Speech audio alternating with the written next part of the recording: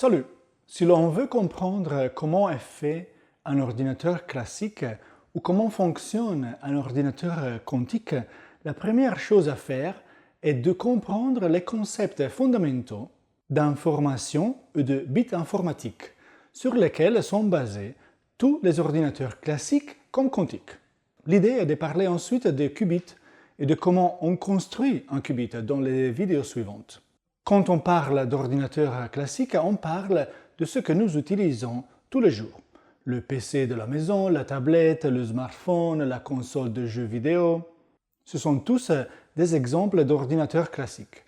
Les ordinateurs classiques, comme les quantiques, ont le même objectif, manipuler l'information, faire des calculs, visualiser des données. Pensez par exemple à une feuille Excel affichée à l'écran, ou à cette même vidéo. Tout est de l'information traduite en images et en son. Les deux types d'ordinateurs, classiques et quantiques, mémorisent l'information dans leur mémoire. Ainsi, le concept de calculateur tourne autour de celui d'information. Et l'unité minimale pour décrire l'information est le bit. On entend souvent dire que les ordinateurs classiques utilisent des bits tandis que les ordinateurs quantiques utilisent des qubits, c'est-à-dire les unités minimales d'information quantique. Mais en réalité, les ordinateurs quantiques utilisent les deux, des bits classiques et des qubits. En effet, un ordinateur quantique ne peut pas mémoriser une donnée sur un qubit, car les qubits sont volatiles. L'information se perd facilement en une fraction de seconde. Il suffit d'une petite fluctuation de température qui génère un photon de basse énergie pour altérer l'état d'un qubit et compromettre le résultat du calcul. C'est pour cette raison que les résultats finaux sont toujours enregistrés sur des bits classiques. Les bits classiques restent donc fondamentaux, aussi bien pour les ordinateurs traditionnels que pour les ordinateurs quantiques. Mais qu'est-ce qu'un bit d'information? Prenons quelques exemples pour bien le comprendre. Exemple 1. Imaginez que je marche dans la rue en allant chez des amis. Je ne connais pas bien le quartier et à un moment donné, j'arrive à un carrefour. Je ne sais pas s'il faut aller à droite ou à gauche. J'appelle un ami au téléphone. Je suis au carrefour du cinéma, avec le cinéma dans le dos. Je dois aller à gauche ou à droite? Il me répond, va à gauche. Cette réponse constitue un bit d'information. J'ai posé une question avec deux réponses possibles, oui, non. Gauche, droite. Et j'ai obtenu une réponse. Chaque fois que j'obtiens une réponse de ce genre, je reçois un bit d'information. En marchant, je pourrais rencontrer plein d'autres carrefours et noter toutes les réponses sur une feuille. Oui, non, non, oui. Ou bien gauche, droite, droite, gauche, droite. Ou encore 0, 1, 0, 0, 1. Ce sont toutes des représentations équivalentes.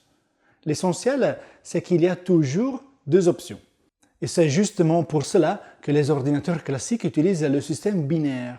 Dans leur circuit, il y a des systèmes qui peuvent avoir deux états, que l'on peut appeler haut, bas ou plus couramment 0, 1. Exemple 2. Imaginons maintenant une situation un peu plus compliquée. Je marche vers chez moi et je me perds, ce qui en réalité m'arrive souvent. Et j'arrive à un carrefour avec 4 routes possibles. J'appelle à nouveau mon ami. Salut, je suis à l'intersection entre la rue Enrico Fermi et la rue Lise Meitner. Je dois prendre la rue Lise Meitner? Réponse, oui. Je dois la prendre en direction du centre-ville? Réponse, non. J'ai posé deux questions, toutes deux avec une réponse oui-non. J'ai donc obtenu 2 bits d'information. C'est ce qu'il me faut pour choisir la bonne direction à un carrefour à 4 sorties. Exemple 3. Vous êtes dans une escape room et il ne vous reste plus qu'une énigme. Une porte avec 4 boutons. Un seul des 4 ouvre la porte. Vous ne pouvez appuyer qu'une seule fois. Combien de bits d'information vous faut-il pour choisir le bon bouton? Vous pourriez demander, le bouton est le 1 ou le 2? Réponse, non. Premier bit. Alors c'est le 3? Réponse, non. Deuxième bit, il ne reste plus que le 4. 2 questions, 2 bits. Vous avez l'information nécessaire pour sortir vainqueur. Bien sûr, on peut poser des questions moins efficaces. Sur le bouton 1, non. Le 2, non. Le 3, non. Et voilà qu'il vous fait 3 bits cette fois. Mais ce qui compte, c'est que la quantité minimale d'informations nécessaires dans ce cas est de 2 bits. Chaque question divise les possibilités par 2, de 4 à 2, de 2 à 1. C'est pour cela que le nombre 2 revient si souvent lorsqu'on parle d'information et d'ordinateur. Tout tourne autour du oui-non. Exemple 4. Imaginez maintenant un jeu entre 2 joueurs. Chacun doit découvrir une information en posant des questions à réponse oui-non.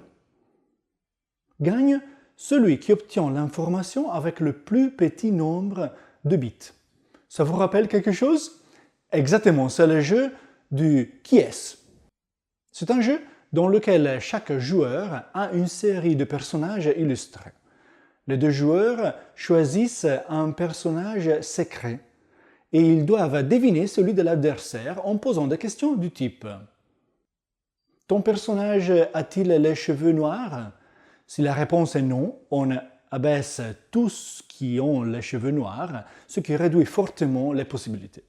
À chaque réponse, on obtient un bit d'information et on se rapproche de la solution. Gagne celui qui formule les questions les plus efficaces. Si le jeu ne comportait que 2 personnages, par exemple Claire et Max, une seule question suffirait. Ton personnage porte-t-il des lunettes? Si la réponse est oui, c'est Claire. Sinon, c'est Max. Un seul bit.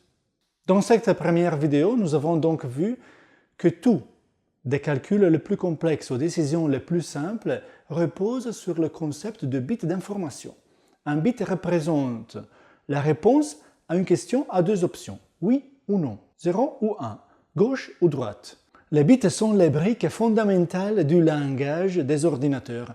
Et même les ordinateurs quantiques, aussi sophistiqués soient-ils, ne peuvent pas s'en passer. Dans les prochaines vidéos, nous repartirons de là pour entrer dans le monde des qubits et découvrir comment l'information change quand elle entre dans le royaume de la mécanique quantique. Et si tu n'es pas encore abonné à ma chaîne, c'est le moment de le faire. Ciao et à bientôt avec une nouvelle vidéo de Pépites des sciences.